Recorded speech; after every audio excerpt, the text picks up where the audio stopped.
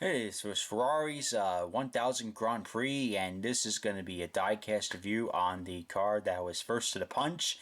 Bburago was ahead of Looks Smart on this one. Well, for obvious reasons, it's a lot less time to produce a Bburago than it Looks Smart, as I've gone over with the Charles Leclerc version of this car.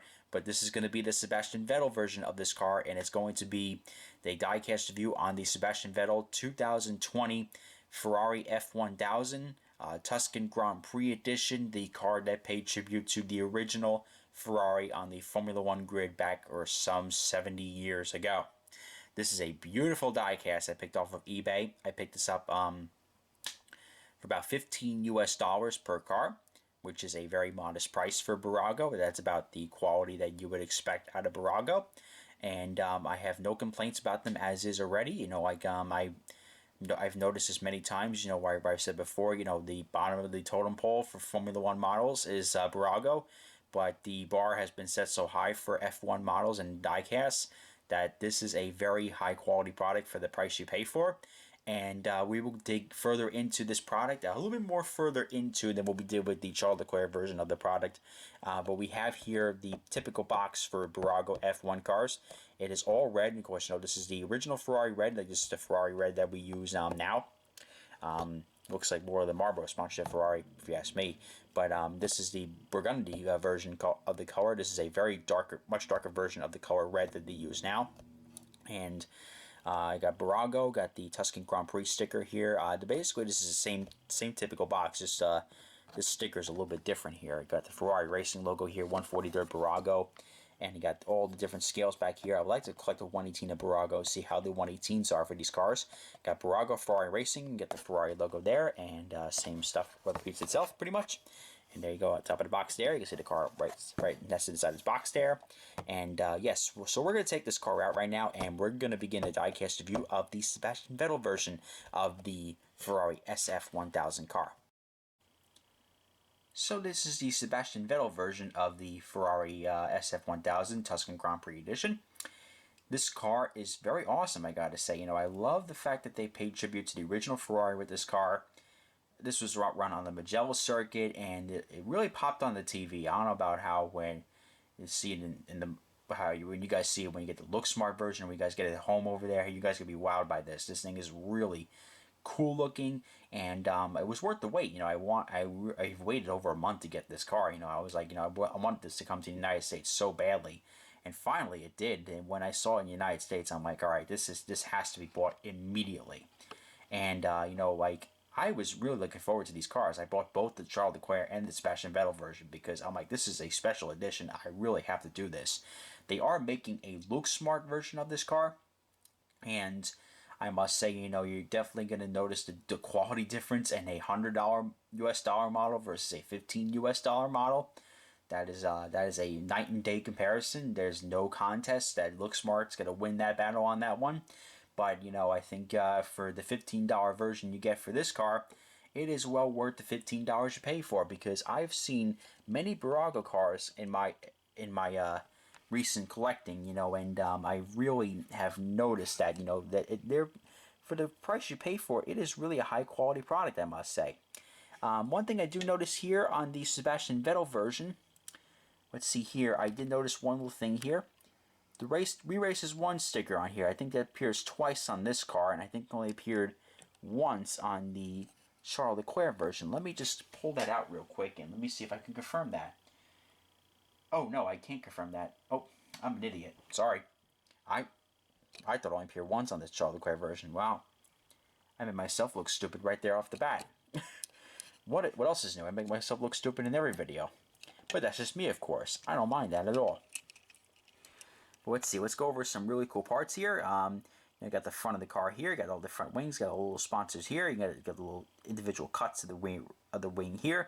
Oh, of course, on the Look Smart version, that's gonna look really nice there too. And got the number 5 here. This is this camera's really making the car look much brighter in person than it really is in person. This camera's making it look more like a typical Ferrari.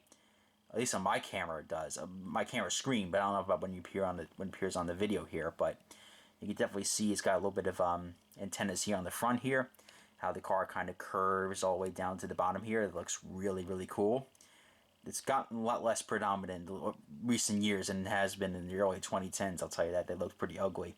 Got the aero bits here. I think there's going to be a lot more on the Look Smart version, I think, on there. But you got the halo here, and that's the little paint error that they got going on here. Looks like they rushed to paint this a little bit, and they got a little bit of paint on the halo.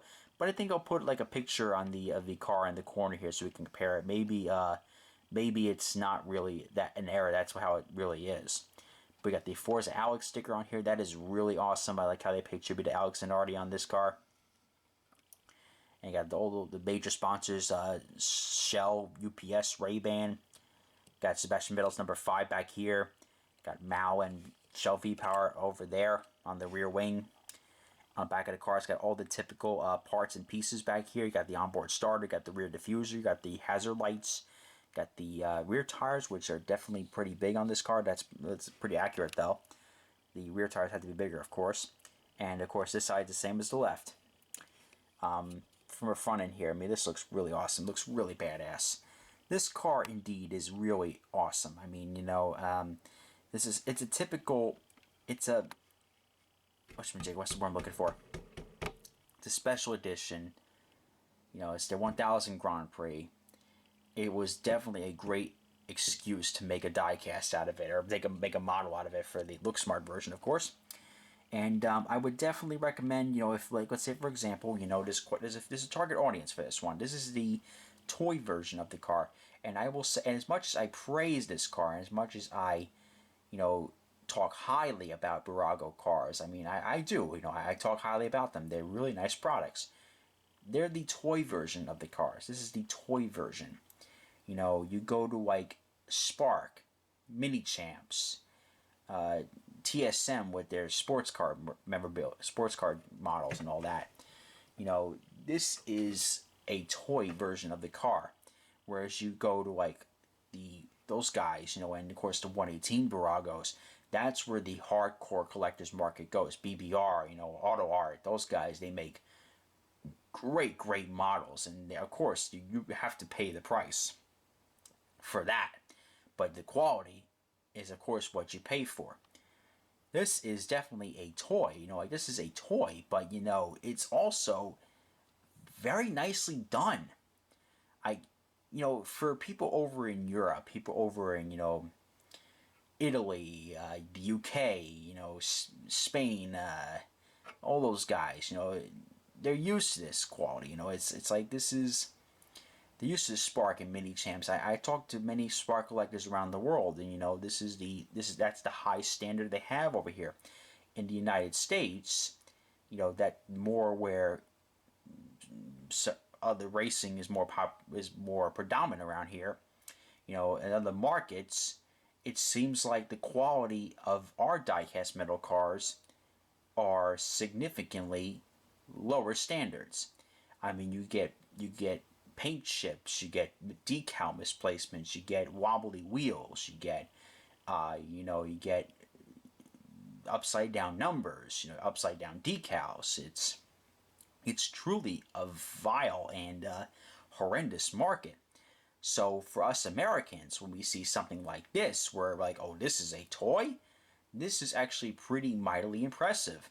And this is why I talk highly about them, whereas somebody from other parts of the world, or somebody who collects other things, you know, where they have high standards, they'll think low about this car. But for a guy who's certainly like me, you know, where I'm like, all right, you know, I'm used to misplaced decals and I'm used to paint chips all over the place, this is something that's a nice change of pace, you know. And when people call this a toy, I'm like, you know, it is a toy, yes, but this is something that is very valuable.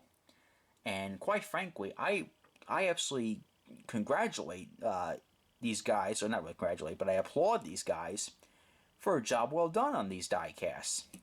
Because if you look all around this car, I mean, it's about the quality you would expect. I mean, $15 US is about what you pay for this car. There's literally nothing special about it. I mean, don't get me wrong, it's a typical Bburago F1 car. It comes with all the standard features of a Bburago F1 car. Just, you know, it is painted that special car for Ferrari's 1000 race. Do not expect anything over the moon or over out of this world about this car. It is a typical Bburago F1 car.